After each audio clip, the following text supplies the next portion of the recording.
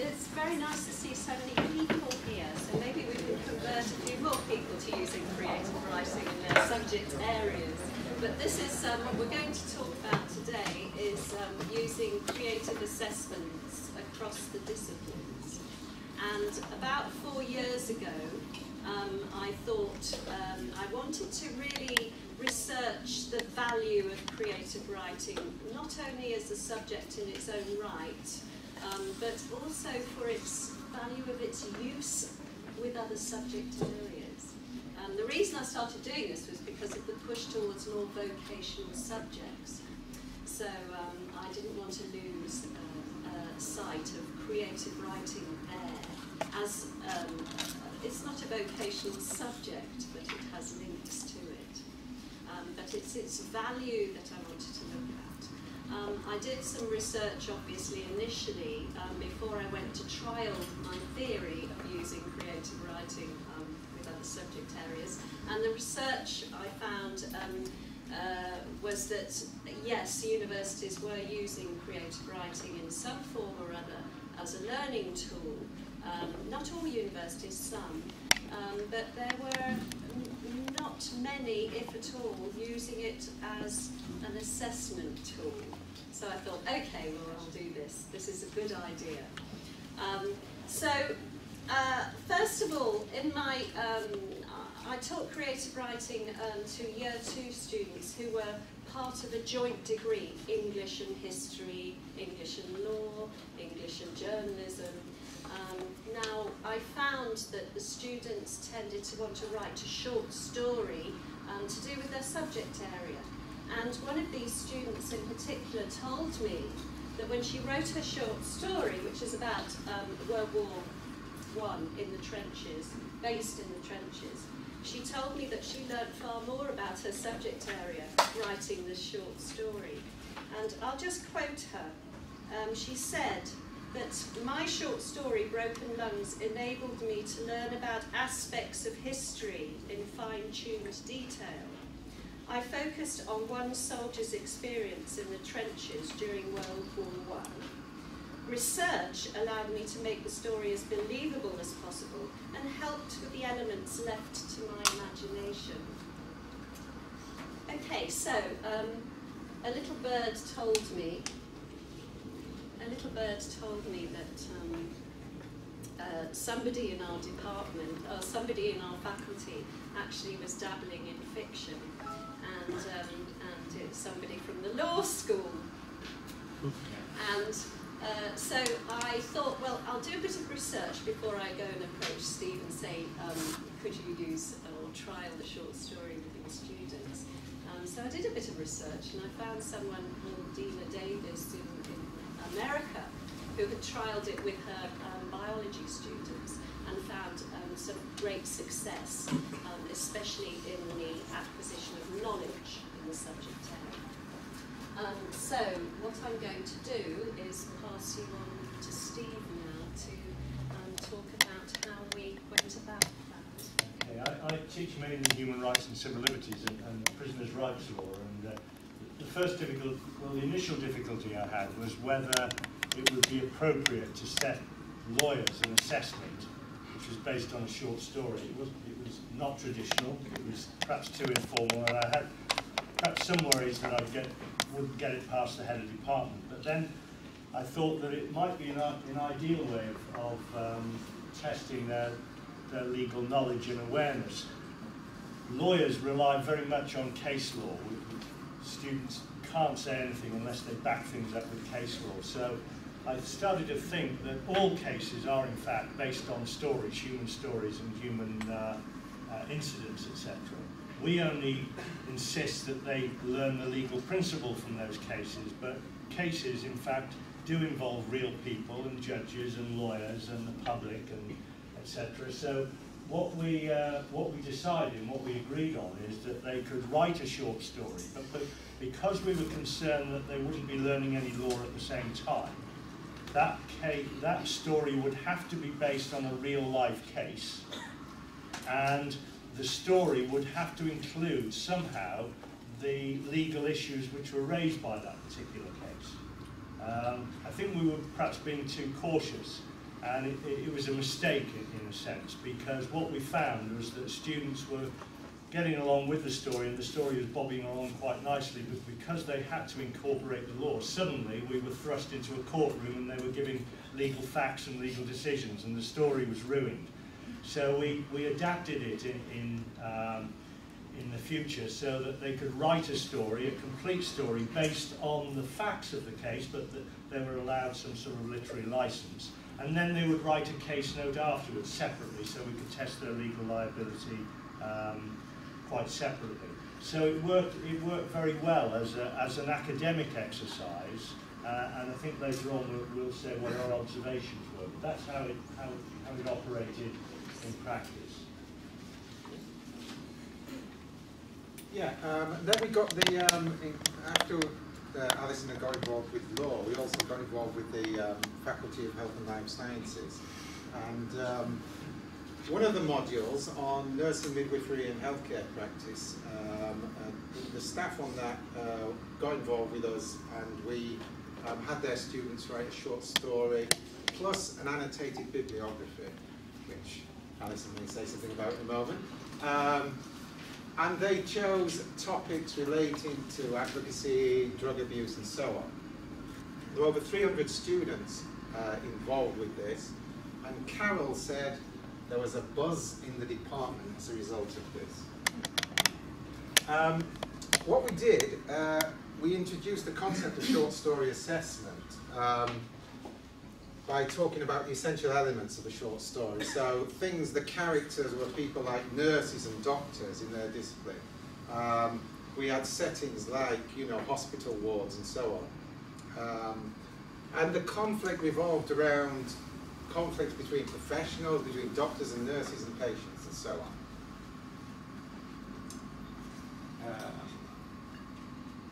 Now, Alyson actually wrote a little short story as an example called Wallflower, in which she had the protagonist, Nurse Shaw, a young enthusiastic nurse. I see some young enthusiastic staff here today. And then some old, I'm not looking at you, her nemesis, some old member of the nursing profession who was very set in her ways. So there was the character conflict.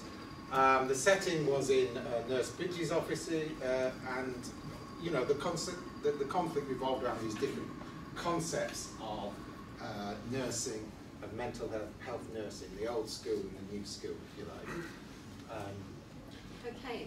So, yeah, you carry on. Yeah. What I do is I go in, and now with Tim as well, we go and give a lecture to the students. When we went to the nursing students, we were expecting about 30, and there were 300 of them. And then they said, can you do some more in January? So there are another 300 of them as well. So there were a lot of students. And there's a funny story related to that, actually. We go off on a tangent now, but I just went along kind of as an observer, because Alyson had done this many times before, and then at one point, there were 300 students, and I was kind of snoring at the back. He said, oh, and Tim's going to talk you through the next few slides. And I thought, what? But anyway, sorry, carry on. But the initial question I asked them was, who feels daunted at the prospect of writing a short story? So now there were 300 students there, and only about 10 of them put their hands up, which I thought was really interesting. What we do have to say is that, which isn't so much the case with law, because I think with the law students there is an element of marking the story writing as well. But with the other departments, we're actually saying, no, it's not about your story writing, it's about your knowledge and the imparting of the knowledge through the story and showing and demonstrating an understanding of the subject.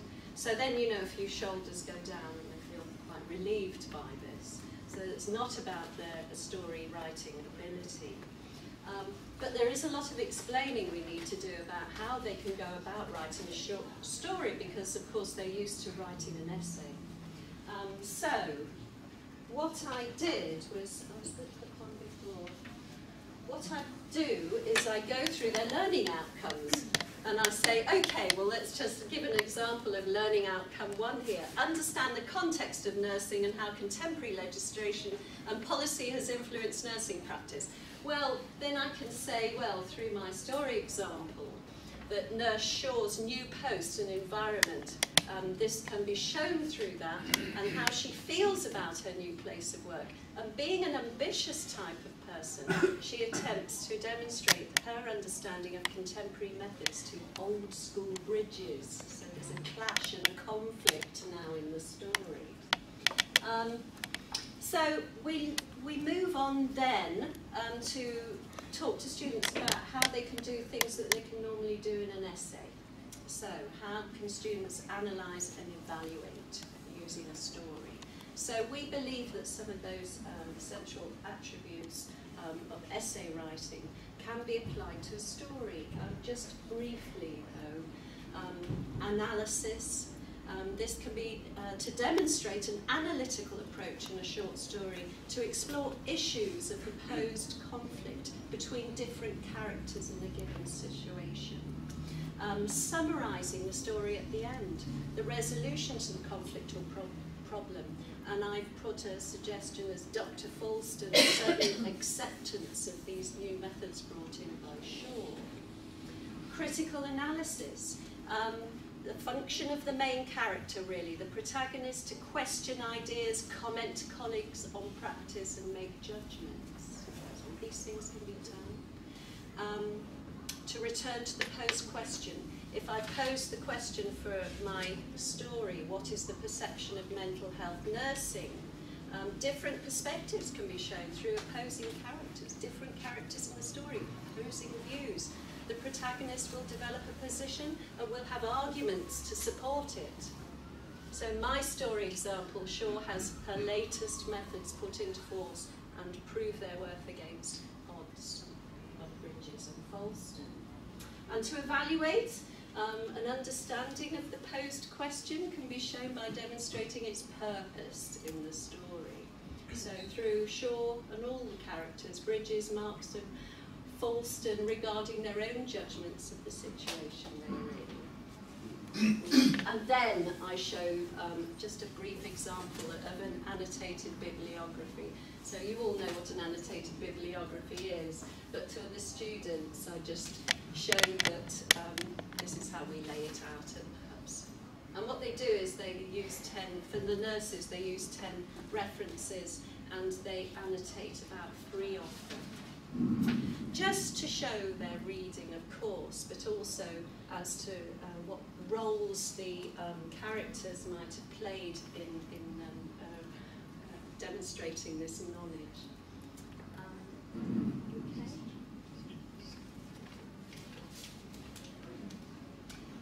These are the comments that we received from the external examiner in nursing and Dr. Carol Chamley. So the external examiner was rather impressed with it. The quality of the students' work was excellent, and I think Steve has found that again with the law students, that the quality of the work has improved. The quality of the presentation and grammar increased tremendously because they took much more pride in their work than they do when they're presenting a law piece. When they're presenting a law piece, they tend to say, here it is, Steve, you make what you want of it. I'm not going to spend a lot of time tarting it up. They took pride in their work and they wanted each sentence to make sense and each word to be the right word. So they learned a lot from that. The marks were better. The coursework marks were better because they put a lot of work into it. But they learnt a lot more law by doing the short story because they had to at least read a case. And they do find that if you do read a case, the judge takes you through the law from A to Z, and it's very helpful to read a case. The problem is that they're 30 or 40 pages long, so students don't normally do that. But they had to read the case to get all the facts to build their story on. So they developed as writers, but I think they developed as academic lawyers as well. I will say that with Steve, there's a little critique after the story. So it's they have to write a legal critique as well, which is a different style than the story itself. Because as I say, when we merged them, they were just breaking up the story with just wasn't working. So we test them separately on their story skills and then their legal skills on telling us what the legal issues are involved in that case. I think we're running out of time, but just to show you one or two slides, the feedback from the staff involved was very good. They said things like we had a brilliant set of scripts to mark. They were impressed with the rising quality of the understanding of the students. And Linda Martin. Oh yes, what this is. Linda Martin I've just been to see Linda Martin's students. They're in the Faculty of Health and Life Sciences again. This was first year module with law, ethics and policy, social and health problems, and the students there were really engaged with the thought of using a short story for all sorts of topics. And there was a huge debate, because there was one example I gave them about, which was linked to their subject area, about the young boy who was taken out of hospital by his parents and taken to, I think, to Spain initially, was it? And that's the sort of story. They can use news stories and use that and research it and write their own piece. And the debates going, the fors and the against, the arguments are really fabulous. So it's very engaging. It's a powerful medium. Right. Any last comment, Alyson? Because we've got to wind up now. Well, yes. I think we initially started this as a trial, and I guess that we trialled it for at least 2 or 3 years. Now it's moving into a research project.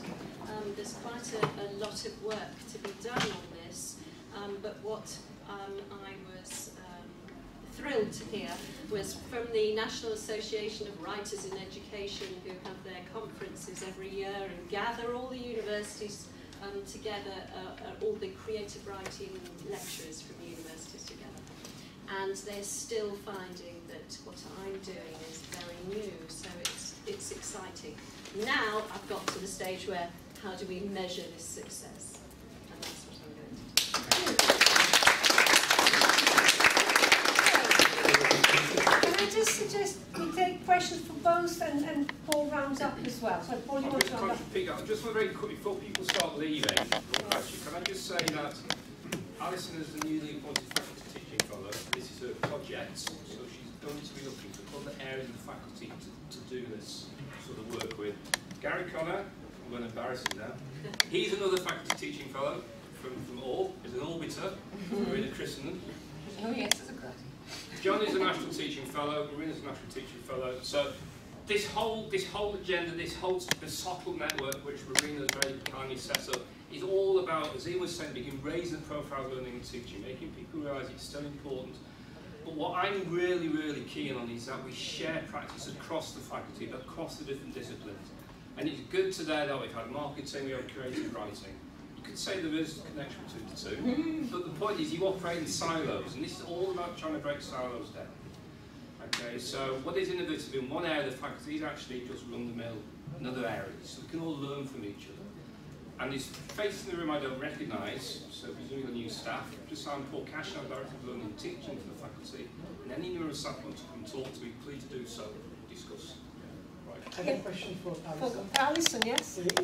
These are different levels, so all in only level 1. Yes, it is. I think when we started out with Steve, we started at level 3, and I think that the students actually were not so much more committed to it, but understood what was asked of them. Yeah, I started with my level 3, but I introduced it 2 years afterwards to level 1 students. And a lot of them were quite keen to do it. They weren't quite as proficient, but they did it last year and the year before. We haven't done it on the second year because I don't teach any modules on the second year. But and the life sciences people, they introduce it as the first piece of coursework for the nurses. So in a sense, I mean, I imagine that the choice. students wouldn't be as proficient at the academic writing either in the first year. Yeah, So. but it might be an idea just to open their eyes as to the impact of law and the impact of legal disputes. So there wouldn't perhaps be any pressure on them. But, Yes, Jim. I have a question also about applying creative writing in other subject areas. Are there any, I mean, firstly, is the method of application going to be subject specific every time around? Are you going to have to adapt the use of creative writing to each individual subject's pedagogical needs? And Yeah. secondly, are there subjects that it wouldn't be appropriate for? I mean, can you apply it to physics? Or are there any subjects out there that wouldn't work? Have you seen the movie about the genius mathematician in the school? Good Will Hunting? Yes, Good Will Hunting. You can bring maths, physics, anything into a story. It could be about a physics student. And my colleague up at Warwick, David Morley, who runs the creative writing program up there, he runs it for scientists. He is a scientist himself. And he said that the great scientists are the ones who know how to write. But there's always a story involved in things. And I think that students, what we're doing is we're making students look at their stories, their experience. And so it can be, obviously some subjects work better than others, and we do adapt things, especially assessment, annotated bibliography or a critique with it, that sort of thing. But yes, you can find a story. Thank you for everybody.